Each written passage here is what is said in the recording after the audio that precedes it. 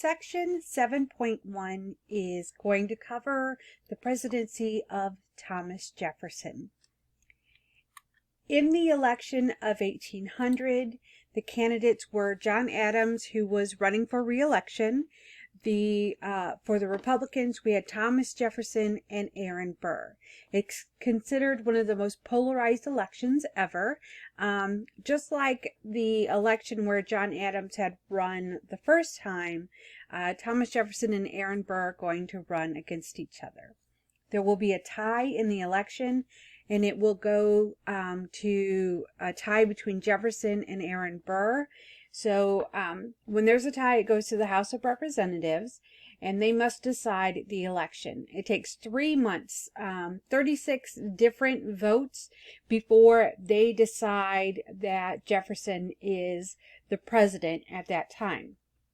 Alexander Hamilton really helped with that situation. He convinced his party that Thomas Jefferson was better than Aaron Burr, primarily because Alexander Hamilton really truly hated Aaron Burr, and so he was going to put all of his backing against Thomas Jefferson. He didn't like Jefferson either, but he liked Jefferson more than he liked Aaron Burr. The first discussion of civil war will come about as the Federalists lose in New England. They are super mad that John Adams has lost, so they're going to talk about pulling New England away from the rest of the states.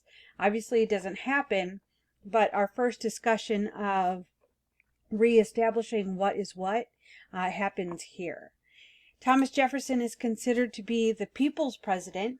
He emphasized the plain and simple of the common man. He's described as charming and brilliant. He was an attorney, a philosopher, and an architect during his time.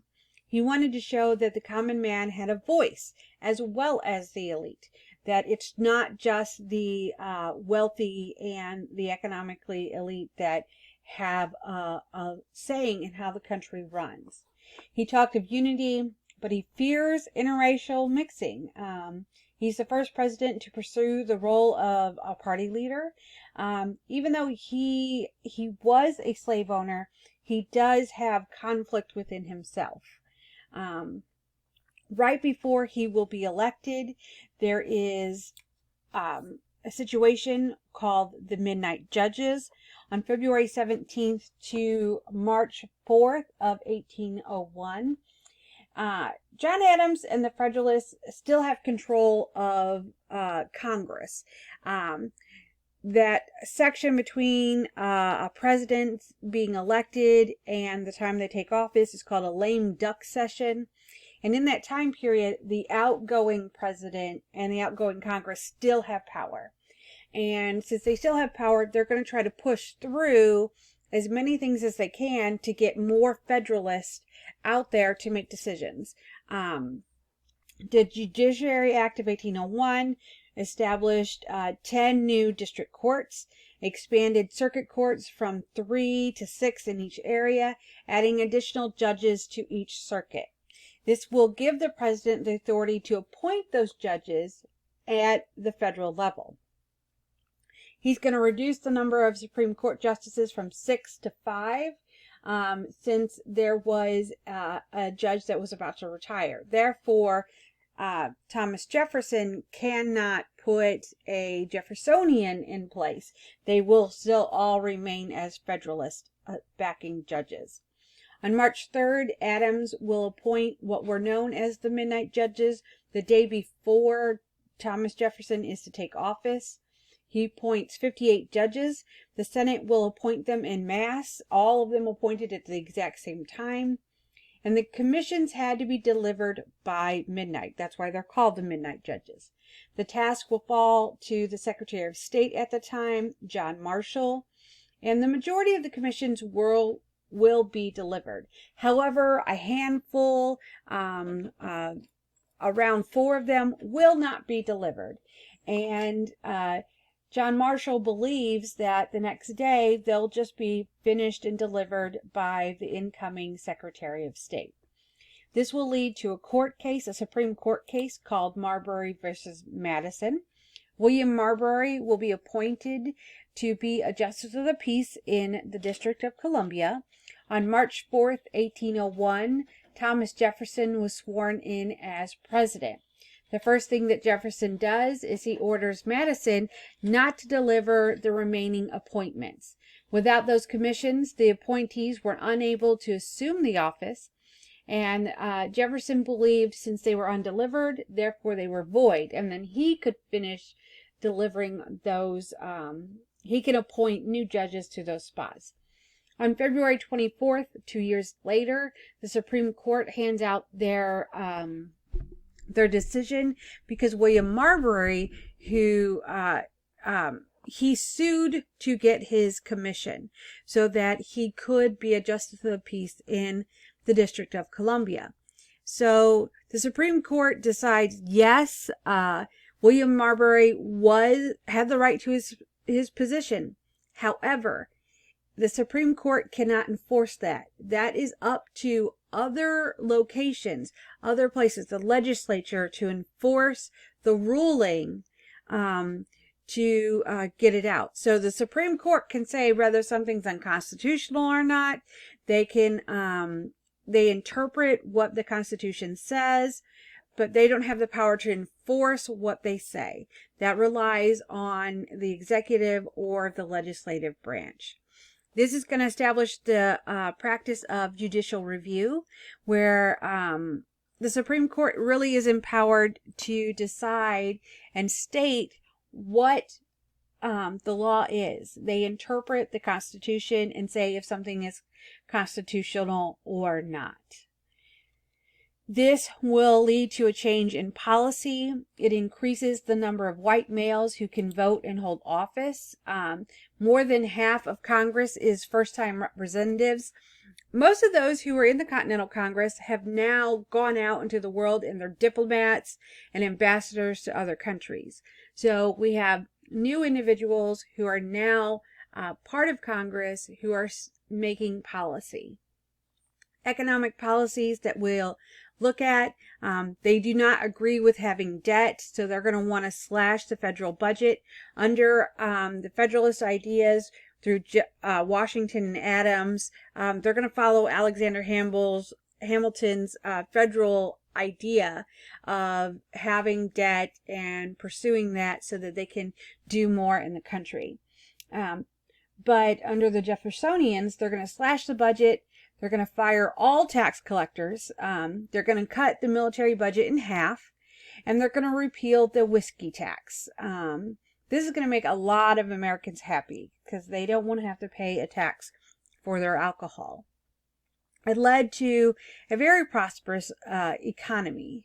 During all of this, there is tension within that of our high offices. And it comes between Aaron Burr and Alexander Hamilton. Like I said before, they truly, truly hate each other. Aaron Burr will lose the race for governor of New York in 1804. When Thomas Jefferson, under Jefferson is when the 12th Amendment will come out, and he will not choose Aaron Burr as a running mate. Aaron Burr will blame Alexander Hamilton, and he demands that Hamilton apologize for anything he has said about Burr over the past 15 years. Hamilton, of course, is going to refuse. He's not going to apologize because he hates Aaron Burr. So Burr challenges Hamilton to a duel. And dueling is illegal in the state of New York where they both live, and it's punishable by death. So they decide to go across the river into New Jersey, where you would just be fined and jailed. And they were okay with that. And both men meet knowing that something possibly could happen. On July 11th, 1804, Alexander Hamilton and Aaron Burr will meet in New Jersey, and they fire. Aaron Burr is a crack shot. He's a really good shot. So he hits Hamilton square in the chest, and Hamilton dies within an hour. So there's going to be quite a few people who want Aaron Burr arrested for murder, because Alexander Hamilton was killed in this. However, the ruling will come that he cannot be arrested for this. He'll be acquitted on the fact that both men entered the duel knowing that they could possibly die. Some political schemes that are happening under Jefferson's presidency during the 1803 is when they passed the 12th Amendment, like I said before, changing the election process. In 1805, divisions will start to show where the political parties are starting to pull apart from each other. John Randolph, he will compromise with the Federalists. He wants an expansion of federal authority. He looks at new tariffs. He doesn't want any changes in the South whatsoever. None. He's a leader of a branch of the Republicans in opposition to Thomas Jefferson. Where the Federalist Party is falling away and they're going away, now we have the Jeffersonian Republicans. However, at first they were called the Democrat Republicans. So we're going to have that split within them. So we're going to have a party that's going to, part of the party is going to go for democracy and the other part's going to go for republicanism. So that's where the Democrat Republican ideology comes from. After all this, Thomas Jefferson is dealing with John Randolph, but he's also dealing with what is known as the Burr conspiracy. After the duel, Aaron Burr will be acquitted, like I said before, because both Hamilton and Burr went into that knowing that they could possibly die. General James Wilkinson and Aaron Burr, they want to take part of the Louisiana territory that will be gained during Thomas Jefferson's presidency and create their own country. In 1806, Burr and 100 volunteers will head to New Orleans. Wilkinson, however, once Burr leaves Washington, will rat him out to Thomas Jefferson. So he's going to be, Aaron Burr will be arrested for treason in February of 1807. But there isn't hardly any evidence to support this, even though we know it's true. So he will be acquitted for lack of evidence. More charges are pending, so Burr runs away to England and France, and he's there for a few years, almost a decade, before he returns. And by then, everything is blown over. The Embargo Act of 1807 will ban the international slave trade in the United States. There will be a coastal blockade of American coasts by the U.S. government. This will cause an economic depression, as well as the value of American exports will plummet. The bill proved unpopular and will be repealed 2 years later. Jefferson had hoped it would help keep Americans out of the Napoleonic Wars. Napoleon is going to fight back, try to gain France as the Emperor of France. The war in Europe, there's a stalemate in 1805 between France and Britain. Britain really doesn't want to get involved in the Napoleonic Wars either. Impressment continues. Britain will seize ships that are headed for France, and France will seize ships that are headed for Britain. All in all, we believe about 6,200 sailors from 1803 to 1811 will be taken and pushed into the French or British navies. Congress will pass the Non-Importation Act. We're going to ban all British goods until impressment ends. The Chesapeake incident will happen on June 22nd, 1807. The British will stop the Chesapeake. An American captain will refuse to allow them to board.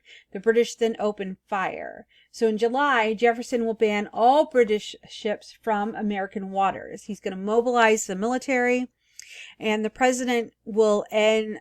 presidency really ends in a state of emergency. But this will, the beginning of James Madison's presidency is really fraught. So now you're going to go to section 7.2, where I'm going to discuss the Louisiana Purchase.